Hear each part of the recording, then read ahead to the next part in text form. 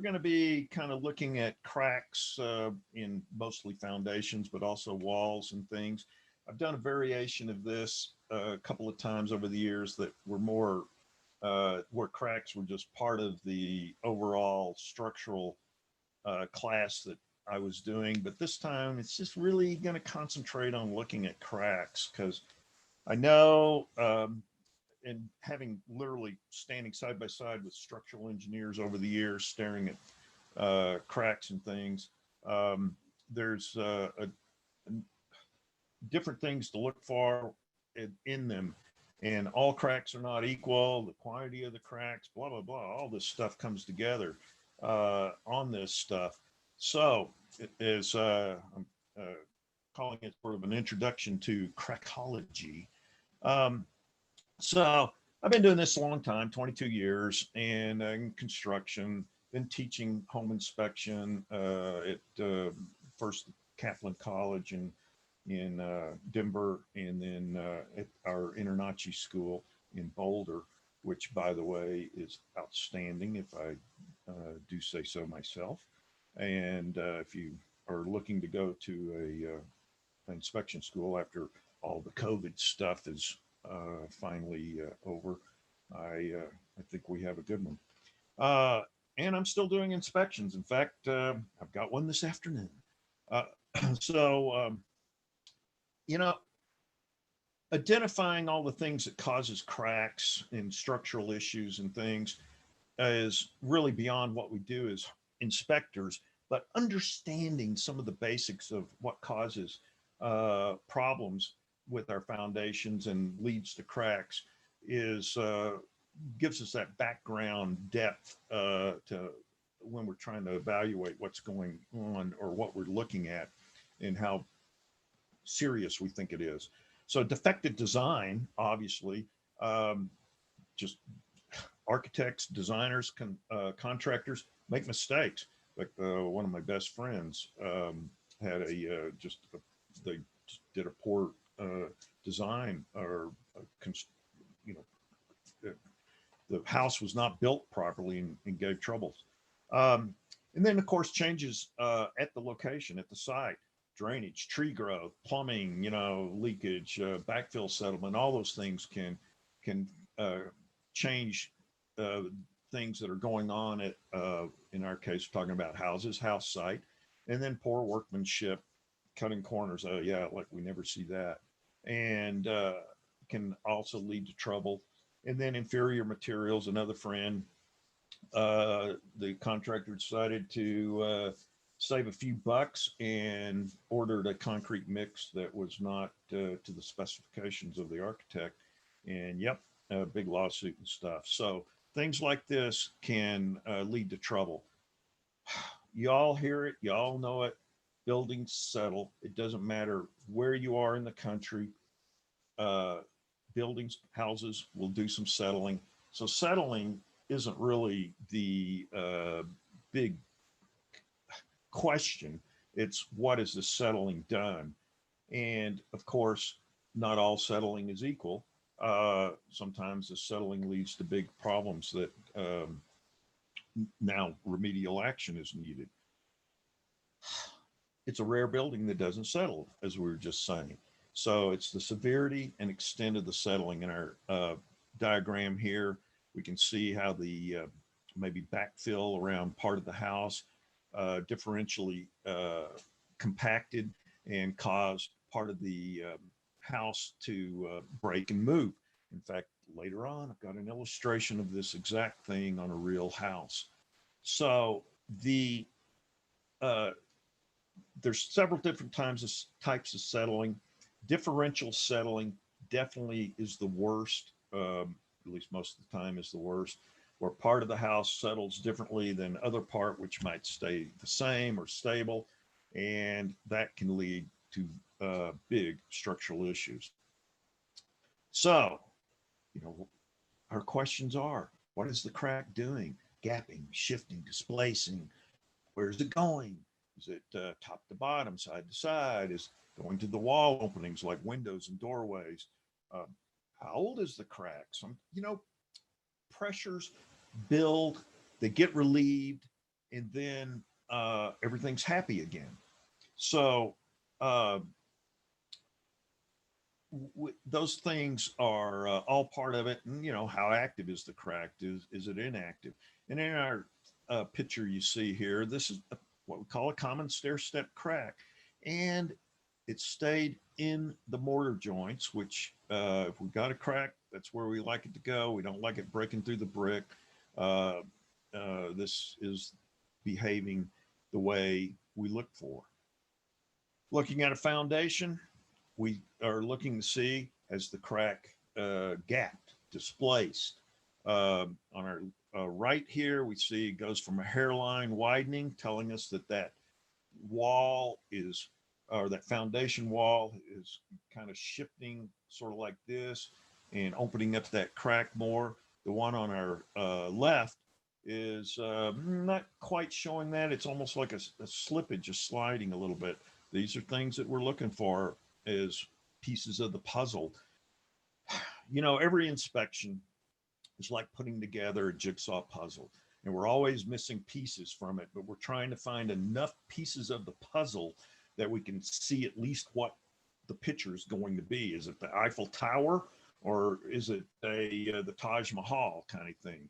Just what is our jigsaw puzzle going to be is part of the overall thing we do as home inspectors. In this slide here, we can see how we have a corner here, obviously, and part of the house is pulled away and tipping settlement, maybe, but we can see that it's pulled away and slid out a little bit. Maybe not necessarily something that a structural engineer is going to say, ooh, we got a big problem here. We need to do something about this. But it's something that we're going to look at as part of one of those pieces of the puzzle that we're trying to put together our big picture here.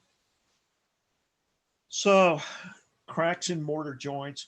Mortar should be mixed weaker than the bricks or blocks. This is kind of, you know, Masonry 101. Sometimes they make mistakes and the mortar is mixed as strong or stronger than the bricks. And then we'll sometimes see, you know, cracks going right through the bricks or the block. And that can be its own separate problem. So we see here cracks staying in the mortar. Also, just in this photograph here, you can see maybe we've had a little rusting in the lintel, and that rust can swell and break loose a mortar joint and give us a little crack there. That isn't necessarily an indication of any kind of structural issue. Just, you know, and not necessarily even something that's a big remedial action here, but something nice to understand that that can happen. And sometimes that crack can lead through because it's expanding this area here. And sometimes it can lead through a ways, but it's not telling us it's necessarily a structural issue, but something just going on with a steel lintel rusting and creating a little bit of a issue there. Now here we got a crack going right through the brick. So was the mortar mixed too hard, harder than the brick, or something else going on? But that is a pretty good crack. It is more vertical, so maybe not, you know, not sure exactly, but it's going to be a part of the puzzle that we're putting together. Windows and doors are weak areas in a wall. It's almost like perforations on a piece of paper. So when you're tearing the paper, the tear tries to stay in the perforations. And the same with windows or doorways. So cracks, it's a weak area, the crack will go right to a door or a window and go across it. So you got the square window and the crack will diagonally go across the window or door. You all have seen it. And this is very typical, very common, and something that we expect to see. So is a crack a thermal expansion or contraction? You know, it makes a difference. keep in mind, humidity or moisture can also be a factor in this. Brick can absorb a lot of water and expand when it does. That's one reason why every 60 feet of brick wall should have an expansion joint in it, because 60 feet of brick can expand unbelievably, but up to 1 inch. So uh, these normal expansion and contraction in masonry walls is in foundations too, is something we expect, and they're not necessarily telling us there's any kind of structural issue. So thermal expansion contraction cracks tend to be more vertical, and interestingly, they don't always connect. You can see here that it's not really connecting through there. So that's a little tip that it may be just thermal expansion and contraction and not necessarily telling us about a big structural issue. We see another one over here going up and down, mostly staying in the mortar joints, but cracking through a brick occasionally. They can also happen, in fact, frequently happen in corners where you have different materials and exposures to particularly sunlight and absorbing that solar heat energy, causing differential thermal expansion and contraction and creating cracks off those corners.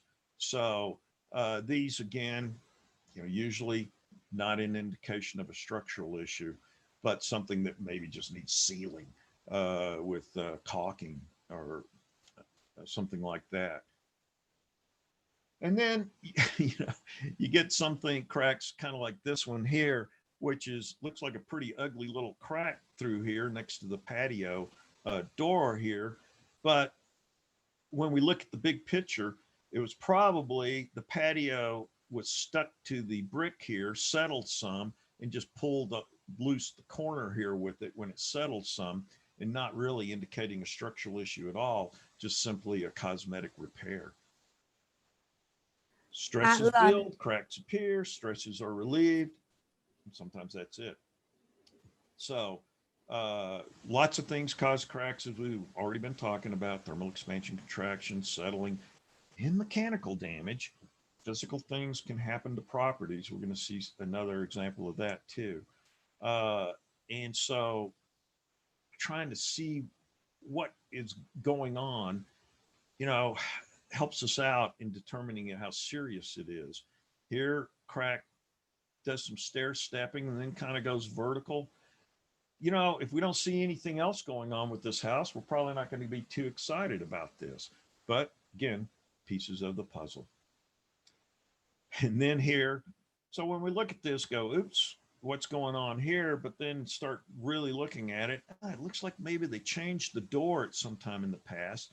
They did a stucco patch over here, and maybe didn't the new framing they put in here for the smaller doorway, they didn't get it in solid, or maybe the framing wood was green, who knows, all kinds of things. Get this nice vertical crack here that's clearly a transition crack between the new stucco and the old stucco, little crack coming off here. That all this, probably not going to be a big structural issue here unless we, again, see something else going on. It could be that poor repair here, just poorly done. Maybe the door getting slammed a few times has cracked some things here. Lon, we have a couple questions really quick. One of them says, how would you address those in your report? And he was referring to 2 slides before this one. So, I think the one before that one. Okay. This one here, I would probably write out a little essay similar to what I just said, that the crack above the patio next to the patio door doesn't appear to be a structural crack, a cosmetic crack caused by settling of the patio. And so it's always a pain to have to write out an essay. But on the other hand, and you're not trying to be super descriptive here. You could write out a really long essay, but that's not our job and not really necessary. Just you're just making a quick explanation of why you don't think it's a big deal. Or if you do think it's a big deal, again, you write out just a simple explanation on why you think it is a big deal and why, whether contractor, structural engineer, whoever you think is appropriate for doing a further evaluation on it is recommended. But this one here, I would just 2 sentences, very quickly on why it's not a big deal, in my opinion. Another question, did you say? Yeah, just a couple more, and then we can save the others for later. One of them says, "What is settling? Soil beneath foundation, or wooden building material, or?" Now, what's that again? Sorry, it said, "What is settling?" Sorry, just So it moved. settling is basically the structure, and usually it starts with the foundation moving in some fashion. So we have sometimes you can have settling where everything moves uniformly. So it tips, but it tips in a uniform fashion that doesn't actually damage the foundation or the house at all, even though it's not very pretty. So you can get this even movement that doesn't necessarily mean we have the house is breaking apart, for instance, but in can still make for uneven floors, but the windows and doors are all still operating, but not necessarily leading to cracks in our walls and our sheetrock on the inside. If we have masonry, veneer, or even framing elements on the house, none of that really cracking much. Differential settling, where things don't move the same, is usually much worse. So we, get, let's say part of our foundation over here, we'll do a foundation like this. Part of our foundation over on the, on my left is sitting on some backfill that wasn't properly prepared or something like that. And we get it settling like this part stays stable. And now we get some major cracking in our walls, both on the inside and outside, that are a clue to us that, oh, we got something else going on. We walk inside the house and that floor is also uneven. So those things, again, form part of the picture. But what I'm talking about settling is the weight of a building, the weight of a house frequently causes some sort of additional compaction of the soil. Keep in mind how most structures are built, houses are built and things, is they don't just come in on a flat piece of dirt and just go straight up anymore anyway. Typically there's some soil preparation. They do some leveling. And that may mean bringing in backfill for part of it or scraping off part of the undisturbed soil. So even for, let's say, many parts of the country do slab on grade construction. So you have whether it's a post stress slab or something, but you do have a slab just sitting on the dirt. That again can move the same ways as I'm talking about stem walls on a foundation moving. You can have the same thing with a structural slab that moves as one piece or breaks and moves around too. So these all these things are the settling that I'm talking about that can lead to the cracks, and the cracks can be our first clue that we've had the settling. And then what those cracks are doing can be an indication to us whether this settling rises to the level of being a structural concern or just settling, just the ordinary settling that we expect to see with houses. So hopefully that answers the question. Thank you, Lon. Yeah, he said that was a great explanation. One more, and then I'll get back to all of them by the end. How do you determine if the crack is active or not? I'm going to get to that. Okay, so that we'll will get to that. yes, Perfect. Just shortly. okay, go ahead, and we'll get back to some of these questions Yes, by the very end. good. Very good. So here in my excellent drawing, I'm sure all of you will agree, this is fine drawing here, showing a little bit about rotational cracks. And this is kind of an example of what we're talking about, where we have differential settling. So, you know, our ends of the foundation, whether slab or stem wall type construction, has settled, broken. And so we call it a hinge at, in this case, at the bottom where it broke, came down. There was a window in the wall here, crack goes right to that window. It's narrower at the bottom, widening as it goes up, gets wider and wider. Over here in our example, there's no window, but the crack still goes up, usually at an angle when we have this sort of thing. Right here, this is one of the most common causes of settling cracks that we see, is just our foundation has lost support in part of it, and the foundation, again, whether slab or foundation wall, stem wall construction, follows that loss of support and breaks and causes a crack. Again, how much it's moved is the determiner, and to some extent on, you know, how active it is at the time, but we'll discuss that a little more coming up. But is a determiner on how serious this is and how much concern we're going to have on it. You know, I'm in Colorado. I'm on the Denver metro area.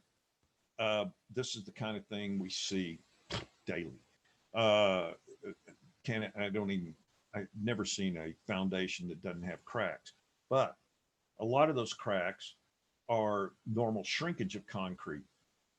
One thing about concrete, it shrinks when it cures. And by the way, you know, for those of you who may be new in this, concrete does not dry. It's a chemical process that hardens it. And so we call it curing because it's not drying. It actually bonds the water that's in it as part of the chemical process. And so it doesn't dry out, so to speak. As concrete cures, it also shrinks. Well, a small piece of concrete just shrinks together. A big piece of concrete will crack in places, and so that's why they put in expansion joints in the concrete. Now, on walls, not so much, but on flat work, they'll add those expansion joints to control the cracks, or hopefully keep the cracks in the expansion joint. On walls, because of the way they form them, they don't have that ability to put in expansion joints per se. So those walls will crack. It's what are those cracks doing that becomes the concern. So this is a very typical situation that we see when we have settling involved in some of the cracking versus thermal expansion contraction or normal shrinkage. This is a house that I love. It's an example of, you don't have to have masonry to show issues. I mean, this is the equivalent of cracks if this had been a brick wall. We can see how our siding has gapped on these joints. And the interesting thing about this one, instead of our walls moving like this, the weakness was in the middle. And so the ends stayed, or the edges stayed stable, and the middle went down and created this gap at the bottom of our cracks, narrower at the top. We'll see that in masonry also. But so, as I said, this is kind of the equivalent of a crack in a masonry wall, except showing up on siding. So once again, you can see crack in the foundation going straight into the brick and stair stepping around, going up. And again, a crack coming off of a window, and fairly good gapping in the crack up here at the top as it comes off the window. So how old is a crack? Look at this one. It's been painted actually twice over the years, but no paint inside the crack here.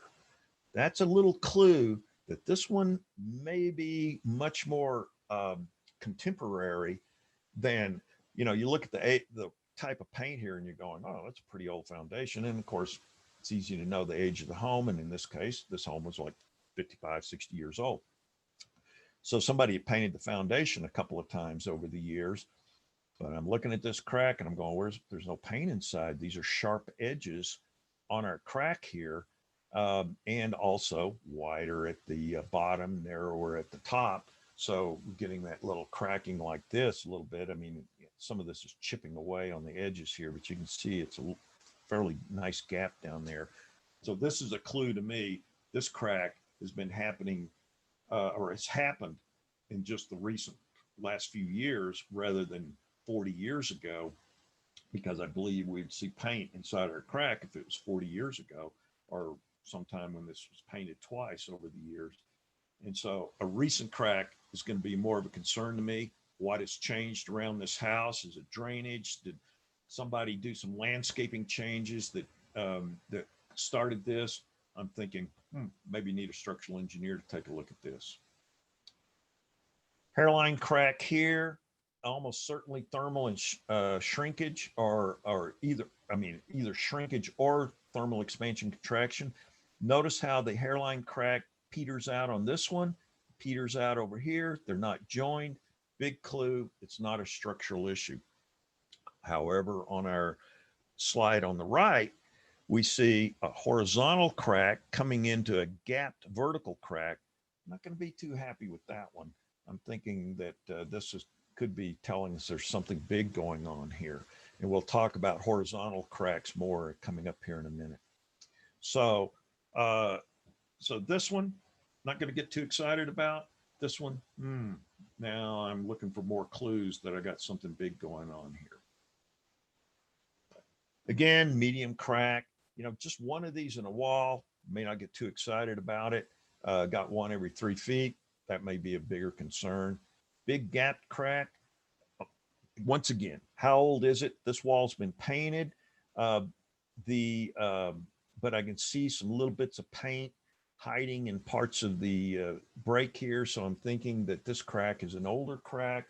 So maybe not as big a concern, but that's a big gap. So I'm going to be really looking to see what else is going on. And you know, guys, crack gauges, you can get them cheap various places, and having it can be a useful tool in taking your photos and talking about your concerns with a crack. So you might consider getting a crack gauge.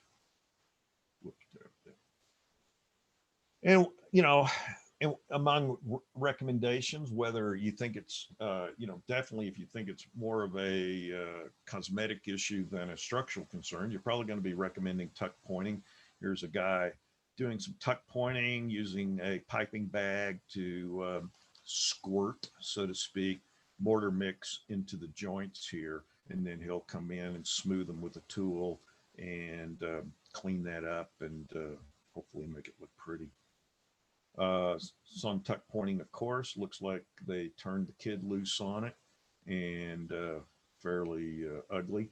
Not that that's our concern as a home inspector. It's just an observation that it was fairly amateurish work. The interesting thing over here, however, it continued to move after the tuck pointing. Not a good sign. This one hasn't reopened since the tuck pointing. Much better, telling us that this wall may be more stable. And while this is on the same house, you know, this wall over here may be still moving. This wall on a different side of the house not is showing more stability. But this over here, now we're going to be paying a little more attention as we go because it moved after the tuck pointing repair. Caulking, not a repair. You know, it you know, just not a that's an amateurish repair. Again, not a defect as far as we're concerned as home inspectors, but that's not a repair that you would recommend. And patching it is, not, doesn't add structural strength. So tuck pointing, slathering mortar mix over a crack is not a structural repair. And, but it can give us a clue as to what's going on if we continue to see a crack reopening through a patch. So that can be one of our clues as to how active the movement is. And, sometimes, in fact, most of the time, many times, we have no idea when this patch was done. And sometimes you can look at them and go, oh, well, that was definitely recent. But many times we don't know how old it is. But boy, if you do know how old it is and you see some cracking in it, that is a big clue as to how big a problem this movement is in the place. And, expansion foam, expanding foam, again, it doesn't even seal out the water. Expanding foam is not a watertight seal. So that doesn't really, not really a repair either. So, on older houses, sometimes as they're shifting around, they'll do things to kind of hold the walls together. And this is what we have here. There's literally a tie rod running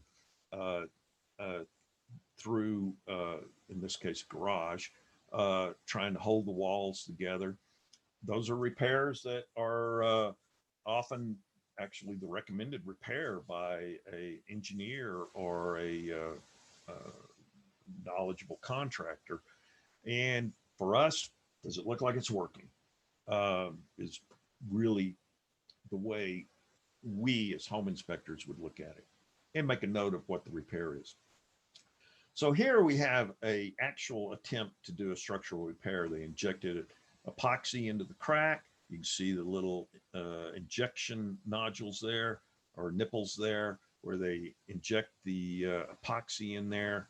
And that epoxy is frequently or usually stronger than the concrete, and it bonds to the concrete, so it actually becomes a structural repair. But look at that, it's cracked again. So the pressures, whatever's moving in this foundation to crack it, is strong enough that it broke through the epoxy repair. That is not a really good sign at all. And so this is one where we're going to be recommending a structural engineer.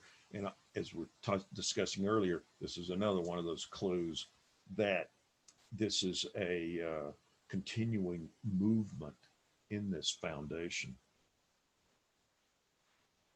So, as we've talked about, cracks love going to windows. These are tiny cracks. You got them on both sides of the window here, but they're small cracks up above. No different. Probably not going to be a big concern in that case. Again, shrinkage or thermal expansion cracks. We see here the crack ends over here, the one coming up from, in fact, we even have a break in it down here too. So they're not continuous through there. Ditto over here. Cracks are not continuous to each other or contiguous to each other. Indication that they're not going to be structural concerns, at least these cracks. Now, different wall, different story maybe, but over here, we're not seeing these telling us that we got a structural concern. And once again, even though slight angle on this one over here on the right, it's still a pretty vertical crack. So the combination of pretty vertical, the cracks don't join together, indication not a big deal. Here, vertical crack, certainly contiguous and slightly gapped. So if I don't see anything else going on, yeah, probably not going to get too concerned about that one. It's just going to be a normal crack. And minor gapping, pencil point width, 1/16 of an inch or something, is kind of common also. Once again, not all, just one crack every 20 feet of a wall, so to speak, probably not telling us we got a big concern unless they're doing something else, displacing in some other fashion in and out up and down, gapping big. Well, gapping big would be a separate thing from what we see here. Over here on this one, looks like pretty big cracks over here coming off of this, but it's weak in the middle here.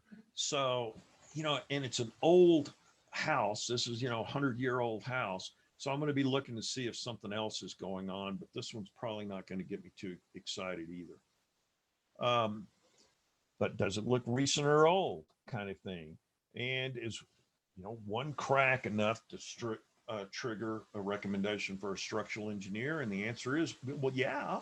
If it's a big crack that's doing something really ugly, you guys who've been around a while, you've probably seen the really big cracks. I've seen cracks that, I can stick my hand in. One case had cracks I could put my fist through. Well, that's a no-brainer stuff there with those. You need a structural engineer to look at it, or and far more than that. So cracks like this, again, mostly by itself, probably not going to get us too excited. Again, they don't join together. So, even though it's got that 45-degree angle that we see with settling cracks, the fact that they don't join together here, indication it's probably not a very serious crack. It does have a little bit of pencil point width gapping down here, but once again, not joining together there either. Hard to get real excited about this one again, unless there's other things going on. Pretty decent crack here, but it's part of the puzzle. Well, this is a big one. That's a big crack, older place. We're going to see how that goes with other things we see, but this one has got our eyebrows up when we see this. This is an interesting one. Doesn't look like much of a crack, except look how we have some displacement here along the edges. So it's shifted. So instead of just being a clean crack, but the foundation staying on the same plane, the upper part has shifted over a little bit. So do we have some forces at work in the ground pushing on the foundation, or maybe something going on elsewhere, shoving on the foundation differentially? So this one, yeah, okay, now we're going to be looking real hard to see what else is going on. But this one is one that we're going to, good chance we're going to recommend a structural engineer look at it, because we have some differential movement here. And then, of course, it's not always just one thing. We got a big crack here, big gapping crack, and we got water coming through it too. So we know we have probably have a drainage issue. And if we go on the outside and it's obvious that we have a drainage issue, then good chance we're going to have multiple recommendations here. Again, multiple things going on. And this is an example of a corner. This house is on slab on grade construction, built in the 50s. And this was before they learned how to do slab on grade in the Denver metro area.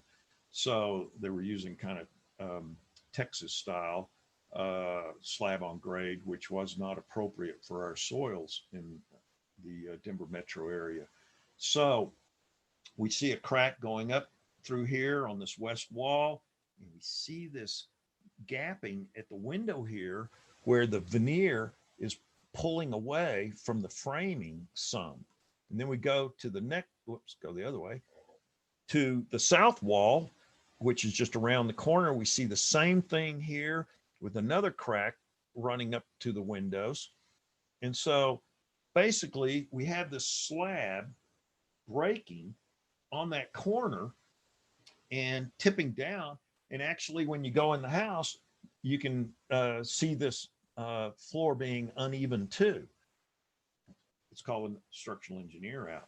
The engineer may go, old, you can live with it, but you can also come in and do do some piers and either stabilize it or put it back into position.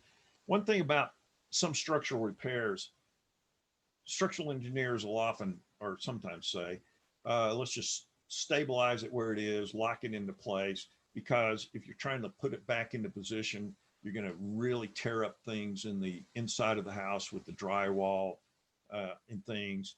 And so rather than doing that and increasing cost of repairs, they'll just say lock it in place where it is so it doesn't get worse. But if it's really bad, then they're undoubtedly going to say we got to level this out, restore it at least close to what it was, and there may be some additional repairs on the inside. Again, different things going on. Got some breaks here in the wall, water coming in, ditto, water coming in, multiple things. So the cracks themselves may not trigger a structural recommendation for a structural engineer, but we're going to make recommendations for drainage around the house. Now here we go with that breaking in the middle. So creates a wider bottom, narrower at the top. Those are less common that's less common movement in a foundation than the reverse where the ends move. And then of course, where you have a block foundation, you know, here with this case, we have some cracks, they didn't stair step, so they went through some blocks, which is not something we want to see. Not a lot of gappage in it, but we got a lot of cracks running here, and one that's running down a horizontal joint and stuff.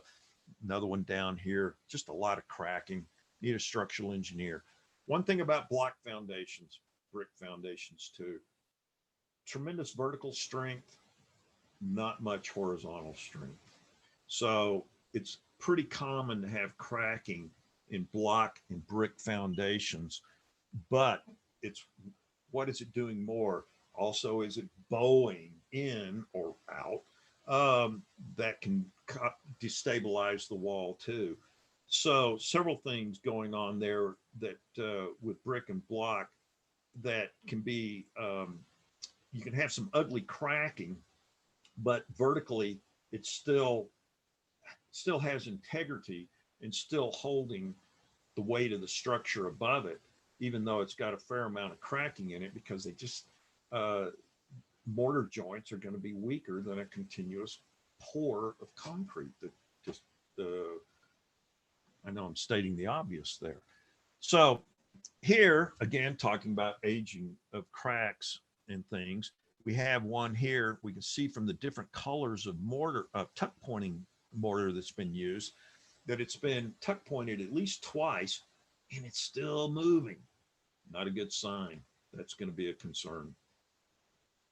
And then talking about things going on with rotational cracking, and that where foundation is going down or breaking and moving down.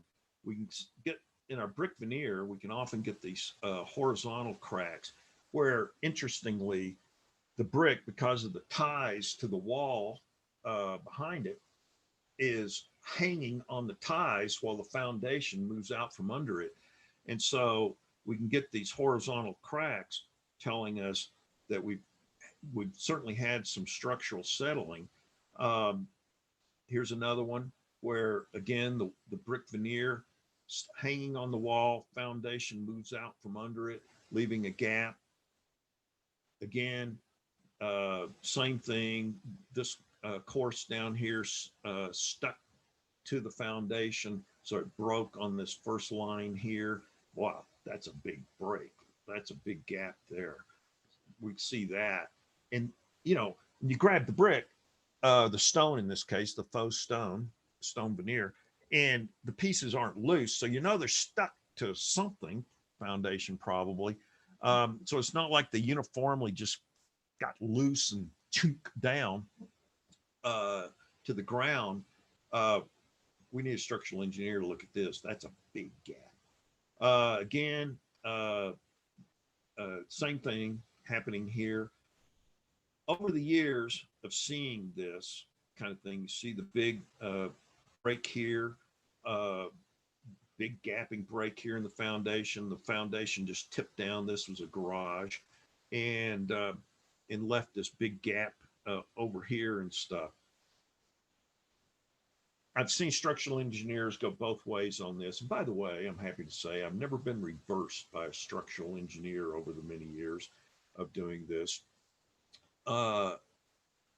Sometimes they'll say, look, it looks like it definitely moved, but it doesn't look like it's continuing to move.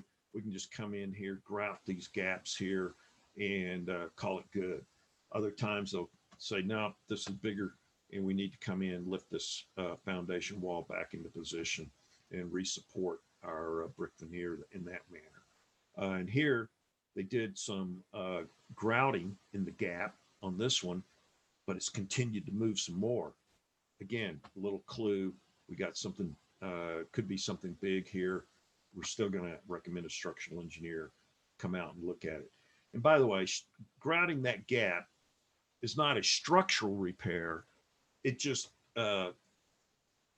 can reestablish some support for our wall, our veneer that's above it, and hopefully prevent that veneer from eventually fatiguing, losing support, and then cracking and settling down and trying to fill the gap on its own.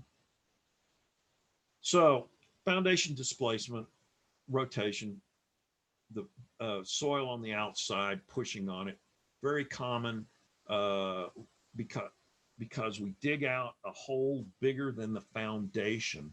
So when we put the foundation in, we have its gap between the hole we dug and the foundation wall, and they fill that with loose fill dirt, backfill. And that backfill, if it's not tamped properly over time, gets wet, settles, can create side pressure and push on a wall, or the contractors tamping it down, get a little carried away, a little exuberant, over compress it, and can push on the wall too. So sometimes this kind of bowing in and causing this horizontal cracking can happen at time of construction even because mechanical damage in effect, because the contractor or guys working for them were a little exuberant in doing it.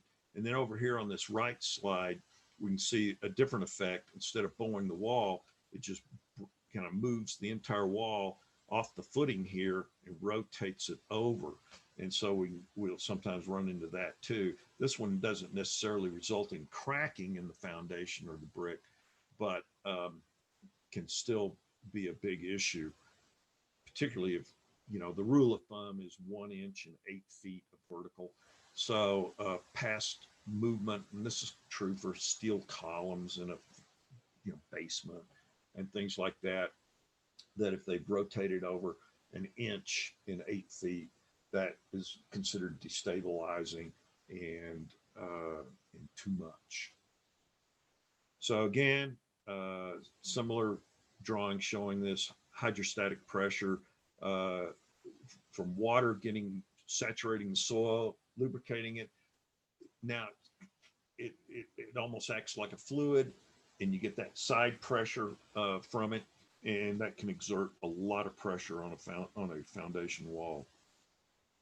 In fact, I recently saw a swimming pool where this was happening on the sides of the swimming pool and collapsing the sides of the swimming pool. So here, horizontal cracks. So horizontal cracks we treat differently than vertical, 45-degree angle cracks. Horizontal cracks are instant, red flag, pink flag. We're going to hone in on them a little closer. What are they doing? Because there's different things, different pressures at work that can lead to a horizontal crack, and those can often be serious. So here we have one near the top where it snaps. So the wall moving, The top of the wall may be secured to framing and stuff, held firm. And so we get the wall moving and snapping. This is a big crack, even gapping, displacement. Let's get a structural engineer for that. Others, not so much. Not much gap. Um, Maybe just a hair of displacement there, but not so much there. Here's one. Not much of a crack as far as displacement and gapping, but we have water coming in. So big clue that we have an issue. Not to mention, look at this, they've sealed along the bottom and stuff too, telling us that we've had an issue with water around the foundation, drainage issues, that sort of thing. So our recommendation may not be so much about structure, but about getting the drainage corrected or making sure the drainage is still good. Once again, horizontal crack, minor gapping. They've done some patching on it and cracked through the patching again. Again, not a good sign. And some efflorescence here showing us that moisture's been coming through also. A couple of things here, not a good sign. Probably not only maybe some landscaping corrections, but also structural repair. You know, guys, different parts of the country can be have some different things going on too. You know, in some areas that are much wetter than like here in the Denver metro area, this sort of thing with water coming in isn't always easily corrected by just drainage. Sometimes it requires a lot more on the outside than just, you know, having a positive slope around, you know, positive drainage apron around the foundation. And so know your area, you know what's going on in your area and stuff makes a difference on these recommendations. The Denver metro area, pretty dry area, almost desert, borderline desert area.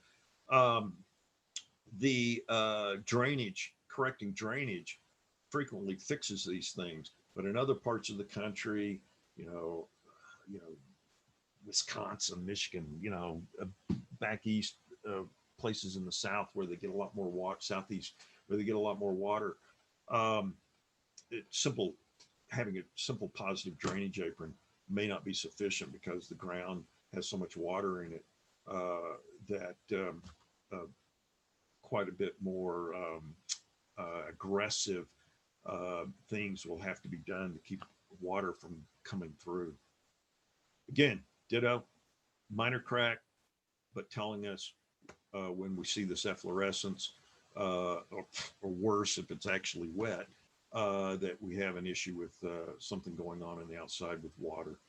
Minor cracking here, but it's a really short wall. What forces are at work to crack this wall at all? Because this wall's barely 4 feet. Why would it crack this badly? Now I've got a concern about it because even though the crack itself isn't that big a deal, it's only a 4-foot wall. So I'm thinking maybe I'll get a structural engineer or recommend a structural engineer to look at this just to make sure it's not something bigger. And then of course, multiple things going on, horizontal crack joined by vertical crack here. You know, what else are we going to see around this place? But that's a lot of cracking. And then of course, we're talking about brick and block and in rare cases stone. The good vertical strength, weak lateral resistance to movement. So here we see a crack in a brick wall. They've done, looks like maybe they actually did some tuck pointing on it at one point, but it's bulged in. So there's a curve here that our two-dimensional photo doesn't show quite as well as really was there, but you got this bow in it. So you put that together with the bow. We know about horizontal pressures on the outside, pushing on a wall and causing these horizontal cracks. And then we see the bow in it, even though maybe it's not an inch out of vertical, keep in mind, got roughly an 8-foot wall here. We're bowed out about a ½ inch. So that's a ½ inch in 4 feet. Well, now that does get to our destabilization rule of thumb, so to speak. Yeah, we need a structural engineer to come out and look at this, and almost certainly going to recommend some sort of stabilization work there. Now, this one, you can definitely see the big bulge in that photo there. Huge bulge. They've tried to do some patchwork and stuff, but this photo, the parging here is breaking up and stuff. But once again, this kind of bulge, it's just a no-brainer. You're going to recommend a structural engineer for that. So again, some bulging or tipping, any of this stuff can be destabilizing, can cause foundation failure. Differential displacement, where things are just moving in different directions, maybe barely moving a little bit. Again, maybe not a big issue unless we see it in a lot of places, but differential displacement definitely is a red flag for us. In this case, writing something up like in a report, brick foundation is bulged inward and evaluation by a structural engineer is strongly recommended, is something that you might, in fact, you would put into a report. And how descriptive you want to go of this can be your own personal choice. Keep in mind, as home inspectors, we try to steer clear of recommending repairs or how to do the repair.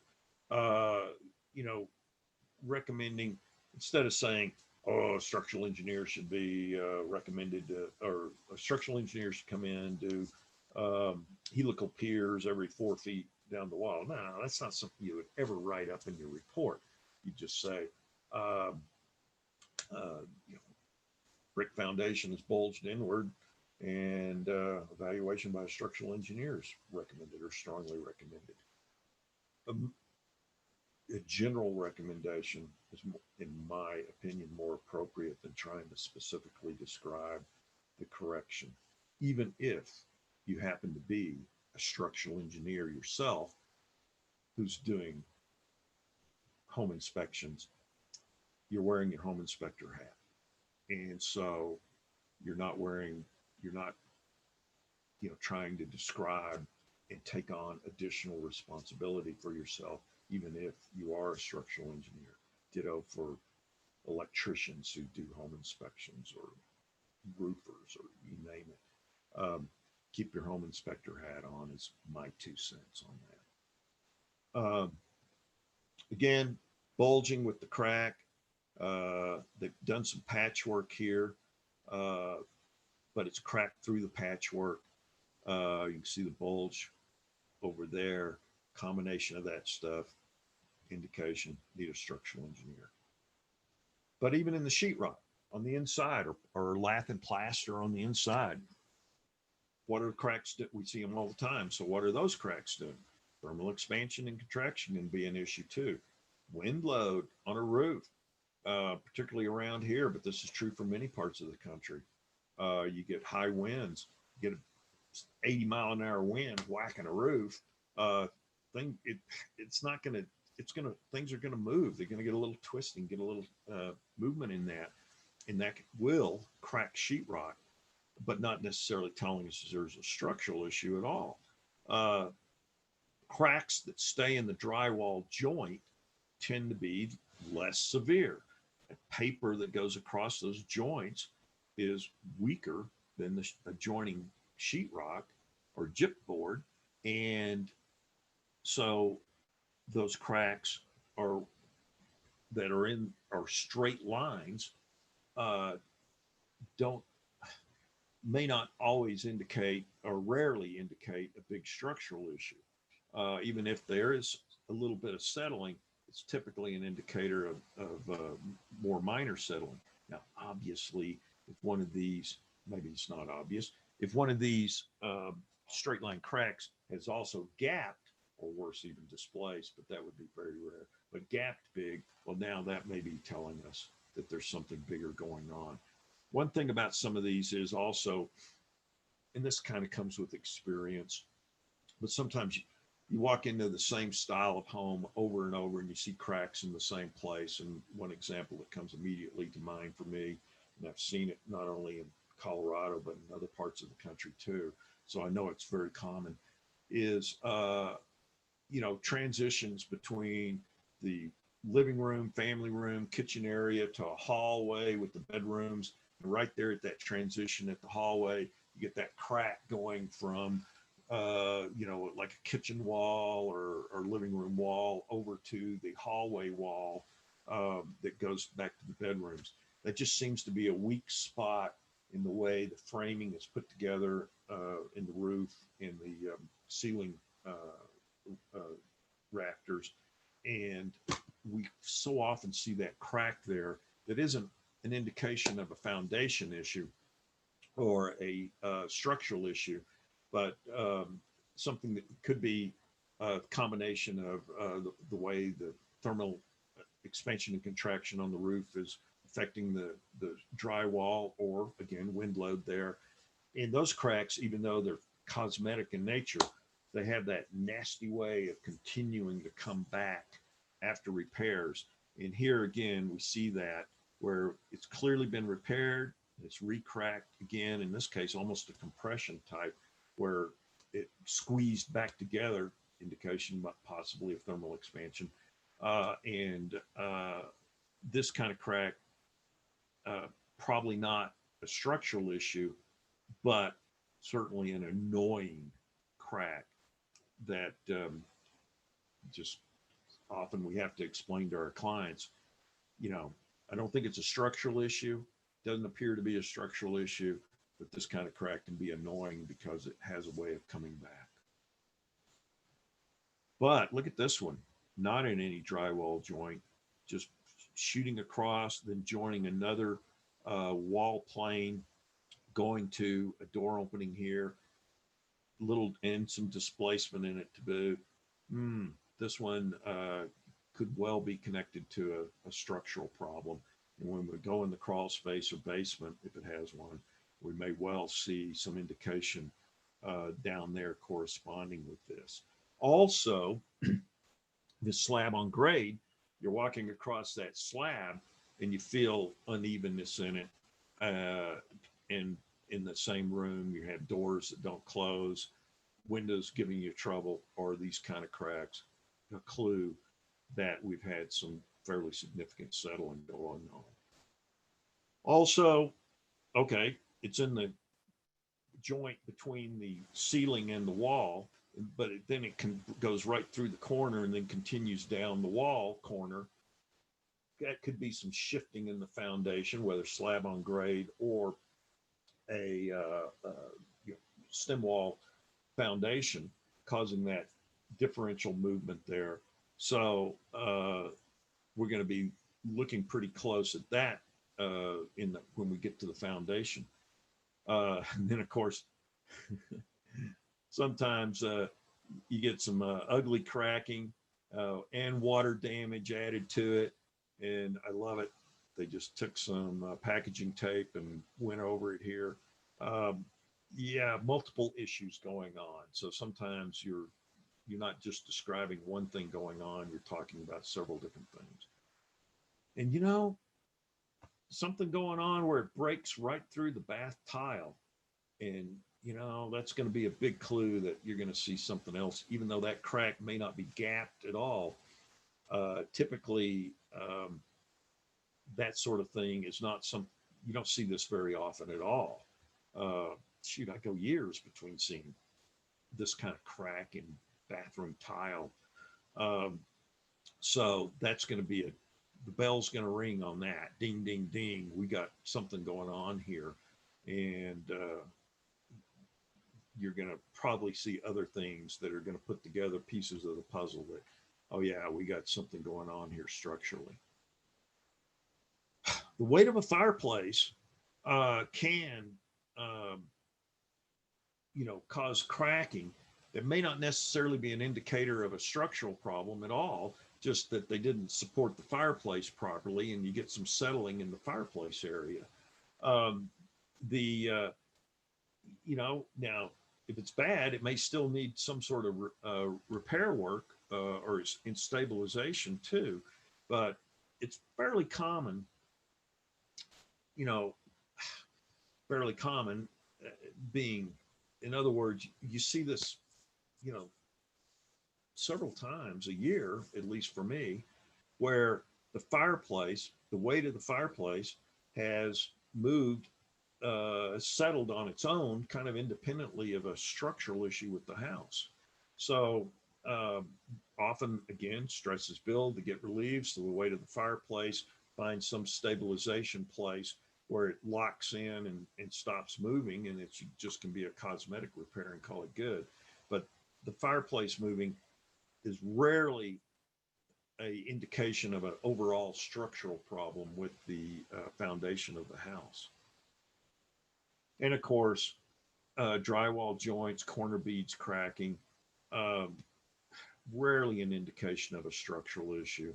Uh, Again, it's part of a piece of the puzzle that we're putting together, but this is not something that um, we triggers a big concern about a structural issue.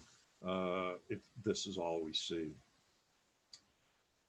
This kind of crack, yeah, that's going to be settling. This one here, this little horizontal crack, it's a hairline crack. Maybe not so much that one, but this one over here, it's going to be settling. Once again, it's going to be a piece of our puzzle. Do we see other things going on that's going to make us think we have something big going on here, or did we just have some kind of stresses building and getting relieved, and now we just need a cosmetic repair? Uh, this sort of thing may not necessarily be a structural issue. Sometimes these are involved with truss lift in a roof, which is a totally separate concern from things going on with the foundation. But that's a gap in it, again, but it doesn't particularly go off anywhere. So, this is one that, again, if this is all I see, I'm going to just explain to my client, this is kind of an unusual crack, not the kind of thing I normally see. It just doesn't go anywhere. The Having a contractor take a look at it, maybe a structural engineer, but really, this is one that I don't think it's going to lead to something big because I'm not seeing anything else going on in the house. Flip side of that is, I see some other things going on with the foundation, other cracking in other places, exterior and interior, well, then it's a part of the puzzle telling me something bigger is going on. And I love it when you can see daylight through a crack. Yeah, that's not a good start when it goes gap that much. Also, when you get that differential settlement, that paper in the corner of the walls can wrinkle, and that can be a big clue that we've had some differential settling. And even though it's a crack, but the crack is hiding behind the wrinkled paper corner here, and so this is the equivalent of a crack, and it's telling us we've had a shift. So we're going to be on the alert to look for other evidence of settling going on. Again, another example of it here, a little worse here. However, occasionally, if it's fairly minor, it can be thermal action causing it. You can get thermal expansion contraction there that kind of moves that paper around a little bit and breaks the bond with it, and even tears it a little bit. But when it's pretty major wrinkling and you see it in multiple places, it is probably telling you you've had some settling going on, and you're going to be looking at other things to see how the pieces of the puzzle come together. Cracked floor tile. Um, you know, if it's on a slab, almost certainly we have some movement in the slab. So we're going to look at this almost the same as we would a slab. It's a gapping, displacing, doing whatever. If it's on a wood floor, you know, a structural floor, then uh, what else are we seeing? But we're going to think, lousy tile work. Basement slab here. Basement slabs are rarely structural. They're usually poured independently of the foundation walls. So the foundation walls are put in. Often, most of the principal houses, framing and stuff has been done above. The house may be even dried in, and frequently dried in before they come in and pour the slab. So the slab is called a floating slab, and it can move independently of the foundation walls without affecting the foundation walls. They have a slip gasket on the side. It's usually that black sort of uh, treated fiberboard on the side, and it acts as a slip gasket for the slab to slide up and down. And so movement in the slab is expected and common. And as long as it's not affecting the foundation or any of the piers that might be in a large house supporting the upper structure of the house, a little movement in the slab is not going to be a structural concern. Um, and then one of my favorites to talk about is the corner wedge crack, which we see all the time. These cracks in the corners, kind of, and they'll be on both sides of the corner. Variation on it here in a block one. Here's one going through the brick on one. Um, the So a corner wedge crack. So it's differential movement of the wall on top, often brick, but not always brick, and the foundation popping loose this weak corner here. I'm explaining this to clients all the time that it's not a structural concern.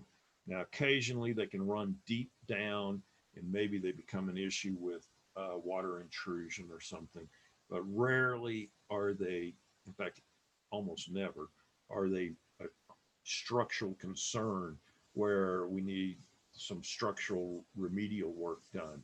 And they break loose, the pieces get thrown away, and you just have that ugly triangle piece missing there. A piece like this here on our slide on or a picture on the right here, I've had clients say, "Can I glue it back together?" Well, yeah, sure. You know, go ahead. You can do that. But a corner wedge crack, we see them a lot, and they are not a structural concern. Variation on one can be got a little bit of corner wedge, but got also some horizontal cracking running along here. So now I'm like, well, okay, that's a little different. So what is this crack doing? Where is it going? Do I see more of this? Is there any other problems as I go down the wall further with that? So this becomes a little more than just a corner wedge, and I'm going to be looking to see if there's something else going on. If this bit of horizontal here doesn't go very far and it's not displaced, I'm thinking that we still had some thermal differences in the expansion, whether caused by humidity or temperatures in the movement of the brick and the concrete down here that caused this crack to snap loose here. And also, this almost has a little bit of a look of a pour line where you had two, you know, one truck of concrete puts in concrete, and then another truck comes in and adds some on top. And you can see just the way it's spalled here that, you know, if I don't see anything else going on with this one, and in this case I didn't, I'm not going to get too concerned. But if I do see some other things going on, I'm going to say, yeah, let's get a structural guy out here to look at this. But if this is all I see, it only goes for a few feet down the wall, I'm not going to get too excited about this. So a couple of sort of case studies kind of thing here. 120-year-old house here, brick foundation on it. As we walk around the outside, we see big bowing in the wall here. You can see at the window here how since it's been painted, the wall has moved. Ooh, 120-year-old house and we're getting this kind of recent movement, not a good sign. Even if this paint is 10 years old or older, still that's considered recent in the overall age of the house. So yeah, that's a big ding, ding, ding bell ring. Again, we see it in some more windows here. The bulge is just obvious. And then we get to the cracking. We get big cracking. They've been tuck pointed, fairly amateurish. We got cracks, cracks, cracks, cracks, cracks, cracks everywhere, everywhere a crack. We get into the basement. The basement's been dug out. So they put in retaining walls around the foundation as they dug out the crawl space to make a basement. And so the retaining wall is even displacing from, lateral pressure from soil moving.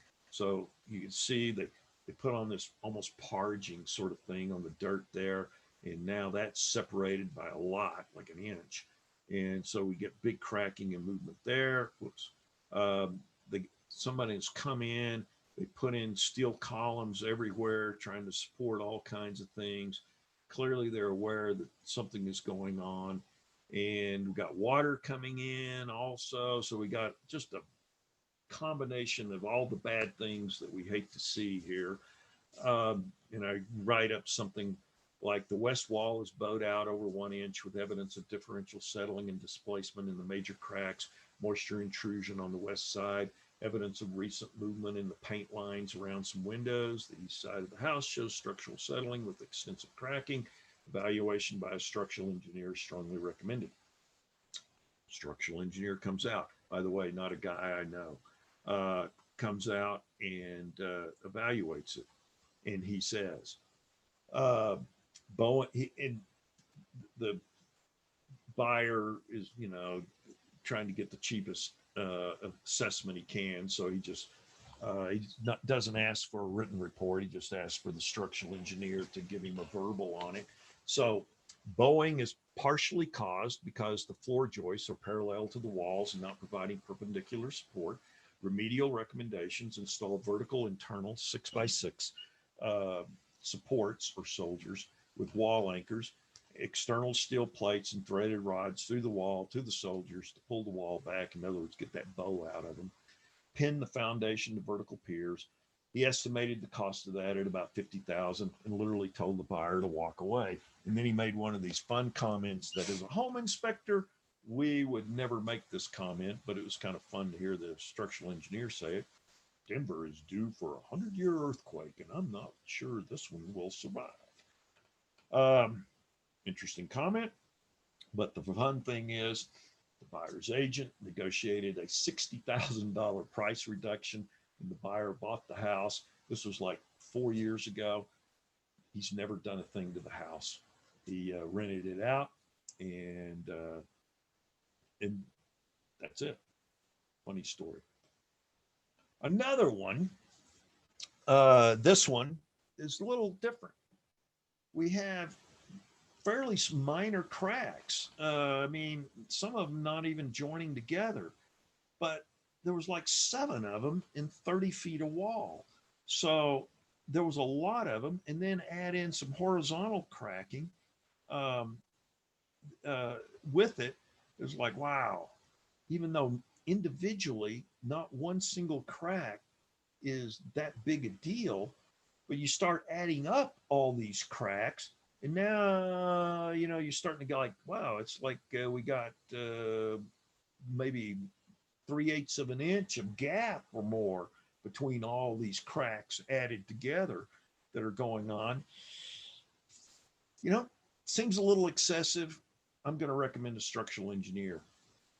And the structural engineer said, oh yeah, it's excessive. We need to stabilize this foundation. And the cost was about $7,000 to do it. This was a bank-owned property, and bank just did it. And then another house. This one was built in 1961. Among the fun things we see is somebody had caulked the weep holes in the brick veneer, clearly not understanding the purpose of weep holes.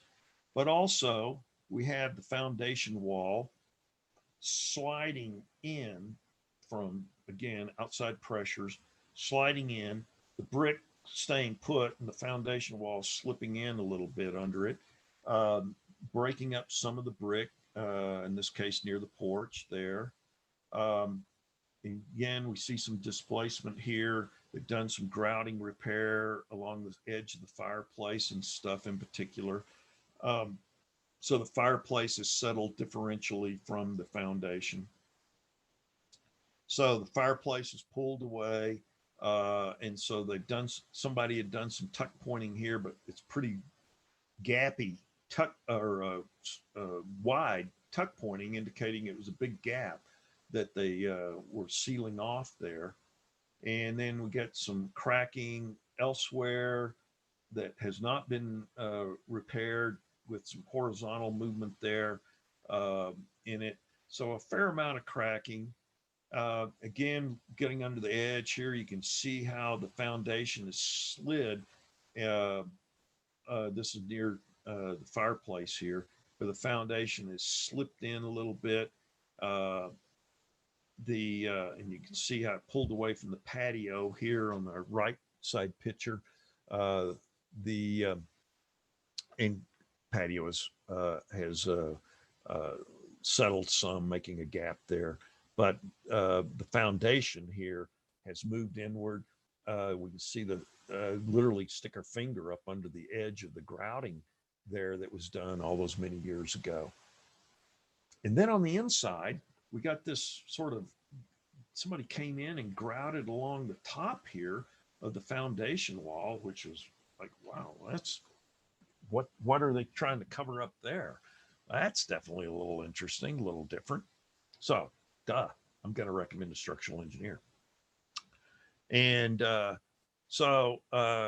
up something like we see some rotation of the foundation, particularly in the back. I don't think it's over a ½ inch of displacement, even though the brick overhang is about 1 inch. Some of this overhang looks like the brick hung over the wall at the time of construction, because you got a little slop on the mortar as it, where it went down the edge of the foundation some, but then the foundation moved in, and so I have a gap between this edge of the mortar and the foundation slipping in.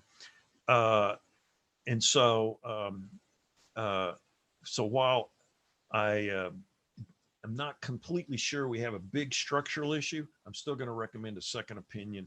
And I think we need a structural engineer to come out here and take a look at this. And the structural engineer says that there's been some inward displacement of the foundation wall from outside pressure, possibly triggered by poor site drainage, which it did not have good drainage. The foundation was not adequately engineered for the weight of the masonry fireplace, and there's been settling in that area. So the engineer recommended improve site drainage, repair the cracks in the brick, clean out the caulked weep holes. And guys, we see people caulk them up all the time. That's just one you're going to call out every time. Monitor for further movement, but no structural repairs appear necessary. But if that fireplace continues to move after, you're watching it, and you can see some continued movement, then, calling back, so to speak. And one more here. This was a garage actually earlier this year. And so we see some big cracking, gapping cracks. Yeah, this is an unattached garage built in the 50s. So we get big gapping cracks, break through a brick there. Look at this huge crack above a window here. And then got this weird break here. This was on the front of the garage, right on the edge here of the wall, obviously. Well, that one was like, what the heck is going on there? This is that same corner with that same vertical crack. And look at this gap right through there, going up through there. So as, oh, I have a video here going on. So we're coming around.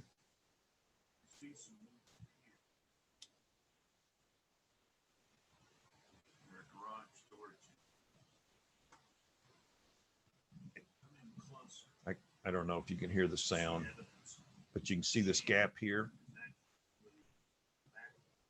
So our frame has moved backwards.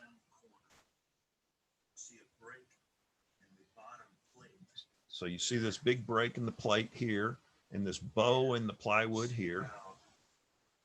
Plywood is curved in here, showing us that our stud frame here has moved inward.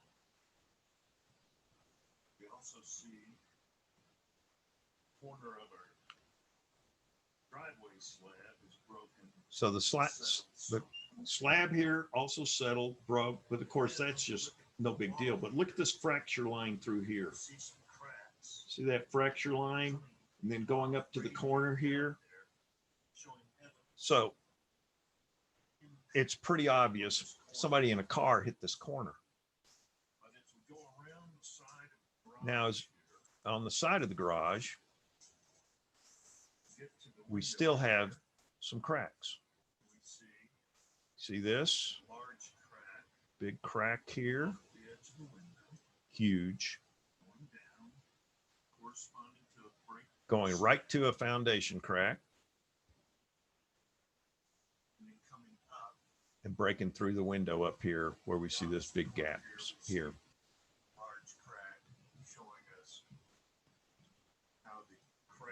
So we have a couple of things going on with this garage. So there's several different things going on with that garage. We have mechanical damage to it on this corner down here where somebody whacked the corner. Interestingly, the seller knew nothing about this. She was an older woman, and she's like, when did this happen? Well, we couldn't tell her. We, the structural engineer, and I couldn't say how long ago it happened. It certainly didn't look recent. So we have mechanical damage, but also we had the foundation failing in multiple locations, leading to those big cracks that we see in the walls there, that indicating that it was definitely getting some differential settling there in the foundation. So the structural engineer says, okay, one thing about it, it's not going to fall down. But on the other hand, we definitely need some stabilization done here. And he recommended these 5 piers in these locations that you see here and repair this corner. And so, so a combination of things going on here with something happening to the foundation, settling, movement, but also mechanical damage from a car, truck, whatever, whacking the corner of the garage and causing its own damage over there that needs a separate repair from the structural repairs that are needed. So this is kind of wrapping up stuff, just kind of general advice, for any of you guys who may be fairly new in this business, that, call it as you know it, as you see it. Don't make a molehill out of a mountain, but don't make a mountain out of a molehill. And kind of stay away from saying, ask the seller to fix this, or, did you guys see that movie Money Pit? Well, welcome to the movie. You know, those are things we don't really do. You know, be careful with over commenting. Keep comments to more observational and and be light with the speculation. I mean, you got to do enough speculation to say this is why we need it in this, based on our topic here, a structural engineer. But uh, you know, you're not diagnosing what's going on. You're just saying this kind of cracking, as you see here, at least 6 gap cracks up to 3/8 of an inch that have displaced indicate settlement or structural movement that should be evaluated by a structural engineer. Or you could say something like evidence of differential settling and gap cracking with some displacement should be evaluated by a structural engineer.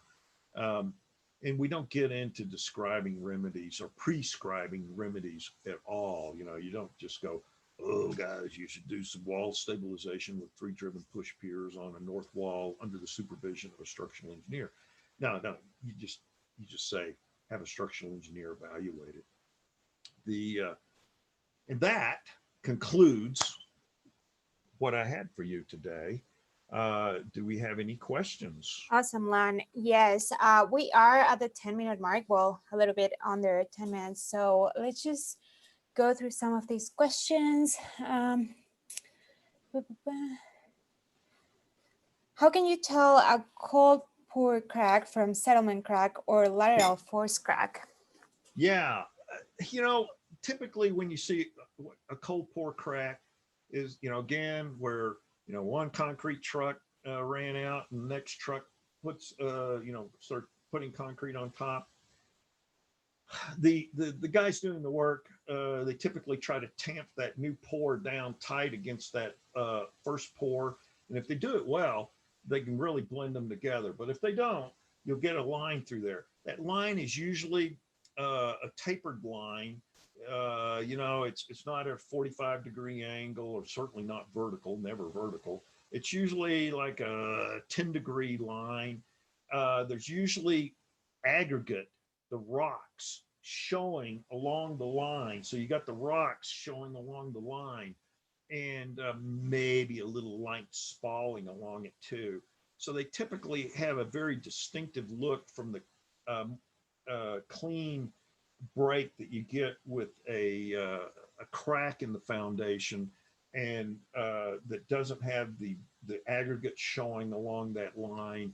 And also those cold pour lines have what they call honeycombing often associated with them, where that aggregate is showing against it, and they didn't get the cement tamped around the aggregate tightly to give you that smooth look. So that honeycombing look is also an indicator of a pour line versus a crack. Thank you, Lon. Next one says, how do you remark on report concerning larger step cracks going up from window lintels, and also the expansion cracks shown in your first couple of slides? How do you differentiate those? Is that what he said? How do you remark on report? Remark on them. Mm-hmm. So, you know, I often use the term common crack because these cracks are common. We see them all the time. So common cracking, unless there's a lot of it, it's just ordinary settling or thermal expansion contraction, and don't require remedial action. So a crack, stair-step crack going through a window that isn't gapping or displacing in some way, I just call it a common crack, and does not need structural remedy, although tuck pointing is recommended to just seal those up so water can't get in them and stuff. And for those, the tuck pointing, I mean, particularly if it's really a fine crack, is, you know, those are very difficult to tuck point because it's too fine to get the mortar in. But if they've got, you know, more than a 1/16 of an inch or something, those can usually be sealed up with something, with a mortar kind of thing to help keep water intrusion out. I'm not a big fan of caulking them because it just looks ugly. Thank you, Lon. Just a couple more. And just for everyone that doesn't get their question answered, Lon has offered to give us his email. I'll send it in the chat later on, just in case we didn't respond to your question and you want to send him an email. This one says, I've seen cinder blocks stacked differently. What is the best way to stack a brick for a support beam? When is it structurally the strongest? I'm sorry, could you repeat that?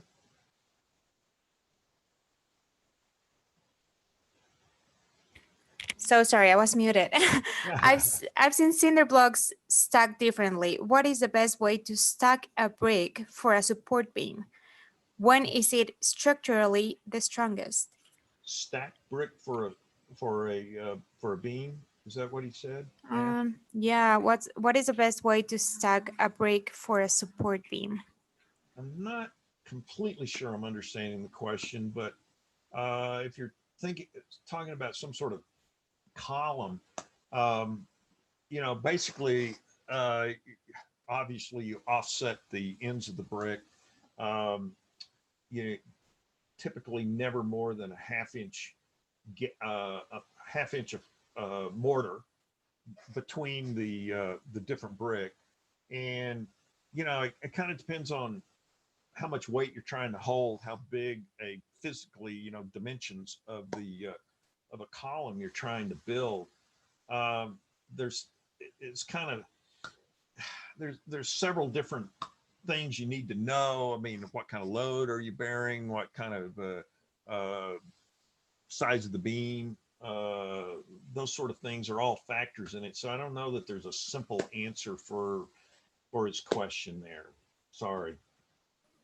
Okay, this one says, I have a horizontal crack between the cement block that opens up in the winter time about 1/8 of an inch and closes in the summer. So I guess, like, what's your take on that? Yeah. We see some of those around here too. So not obviously, but apparently there's some freeze action going on, and obviously water expands when it freezes. It's pushing and opening up that crack some is what it sounds like.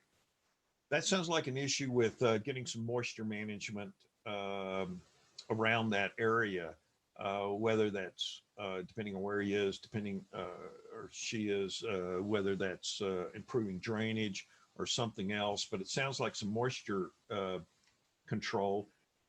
Now, if there's no efflorescence, no water coming through that crack at all, it still could be that. There's just not, it could still be moist enough out there that you're getting freezing expansion pushing on it.